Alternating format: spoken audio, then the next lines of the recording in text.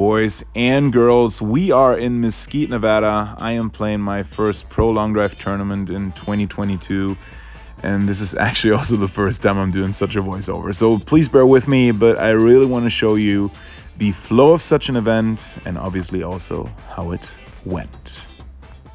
It's such a long day till the final. If you have a bad start, it might affect the rest of your tournament. So you want to have a good start. But I'm really trying to be cautious about how many balls I hit. I just hit a couple here and there, and I really probably hit my first actual shots on the grid and go from there. The cool thing about Mesquite is you can warm up in the same direction you're hitting in competition. So this right here is just left of the grid, and Mesquite is actually a sports complex. So it's not only a long drive grid, but it's also made for other sports like soccer, but the actual grid is real grass. So it's not artificial turf, but it's real grass. And as you can tell, by this spin axis of 25 left, I was really fighting a bit of a hook here. So the conditions forecast were downwind a little bit off the left, but this spin axis of 35 left is not gonna cut it. But let's see how I'm doing in the first set.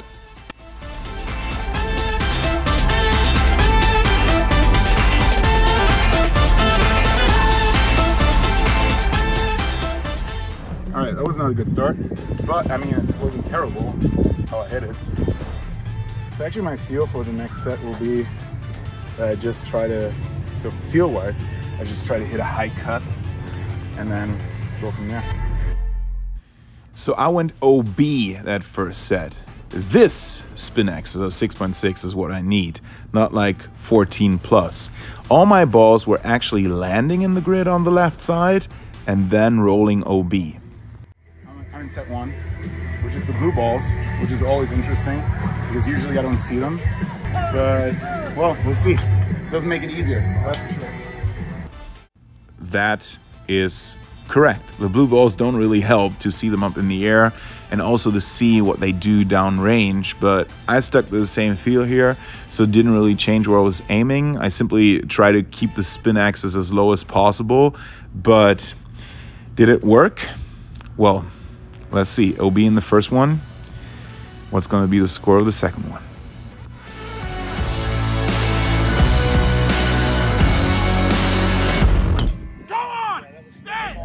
I don't get it right now because I'm actually hitting the balls. They start straight and bounce and didn't stay in the grid.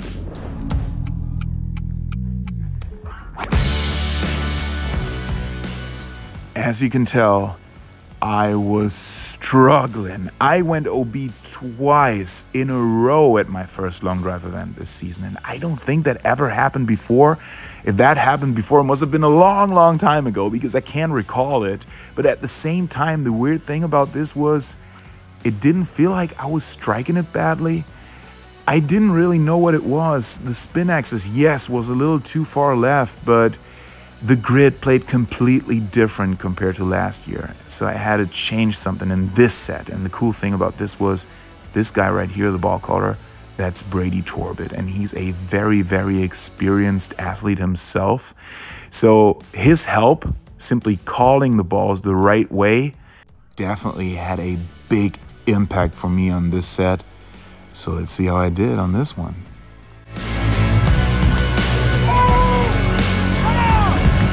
These guys in the booth, David Mobley on the left and Bobby Bradley on the right. No, these numbers are not right. There must have been something wrong, but they've been announcing the YouTube Live, and finally, in this set. 432 yards, Borgmeier. Finally, got my spin axis right and hit it 432 yards.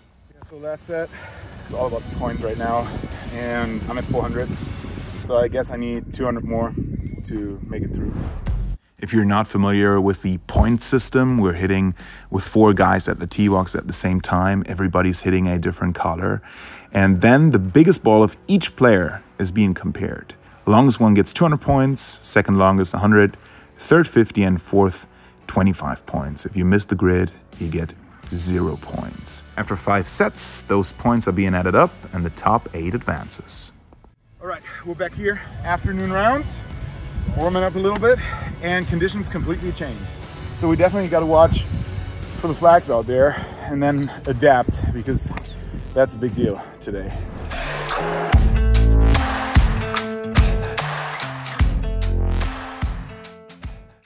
There's been 2 groups of 16 in the morning, 8 made it through out of each group. So now we're hitting the top 16 and do the same thing again. And I felt a bit better, definitely waiting for my number right here. 424 against Sean Johnson's 425. So that got me 100 points, but we're getting right into the next set right here. Liking that one, apparently. In the first set, I went 424, got 100 points. And the next one, 419, hit it way better, in my opinion, and got 200 points. So at 300 now after 2 sets, and usually it's double win you're in. So just gotta win the next one and then go from there.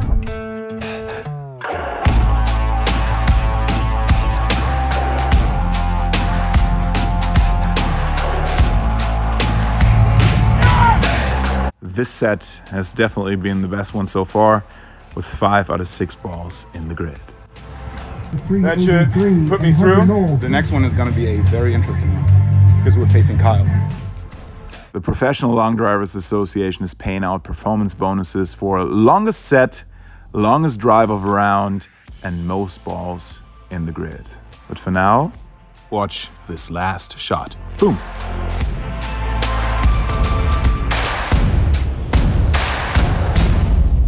This is my last set. Yeah, get that out of the way. My last set of the top 16, facing Brandon Flynn, Josh Cassidy, and Zach Holton. Truly amazing athletes, but this round didn't matter too much for me because I was already through. But obviously, you don't want to, well, give it to someone else, right? So obviously, I gave it my all and got the 200 points. Now, pretty good number. We're through. We're actually at 750.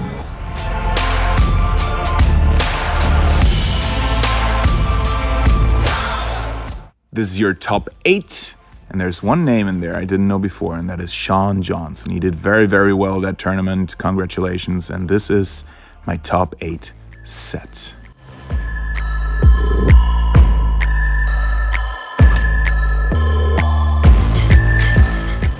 All right, boys and girls. So that top 8 set was weird. I saw a pretty good ball on the launch monitor, like at 219, 18 launch, 1600 spin, but it didn't go very far. But, well, sometimes that's the way it is. You never know how it bounces out there. You never know, well, if there's a gust of wind or whatnot. So I feel like all I'm saying after these kinds of events, when I drop out or don't win, I'm like, so what could I improve on? So what could I do better? And I'm not really sure yet. I really gotta analyze, because I felt good out there. I felt like every single set was okay. And the only mistakes I actually made was in the very beginning. So I feel like there's just one thing: get faster and amp that stamina up. That's what it's about. Be faster towards the end of the tournament. I'll definitely be out at all of the events till the World Championship, and then go from there. So there's one goal for this season, and that is win as many events as possible and win that belt. So see you guys next time. Guys, thank you so much for watching, and you girls as well. I know it's not been the best quality ever. I didn't have my guys out there. It's all been shot on my iPhone, and I edited that thing on the plane to get it out to you guys as quickly as possible.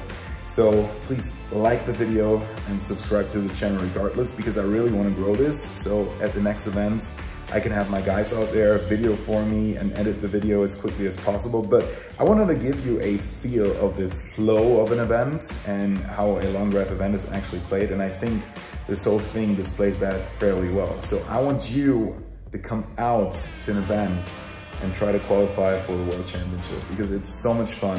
When you try it once, you want to do it over and over again. Once you feel that thrill of actually teeing up a ball and shaking, it's absolutely amazing. And well, to be honest with you as well, looking back at my swing now, I can tell you I definitely know what I have to work on. So I mean, right after the event, my feel didn't really display or reflect what it's really been like. So, well, I got work to do to dethrone Kyle Berkshire, but what can you say about his performance? What can you say?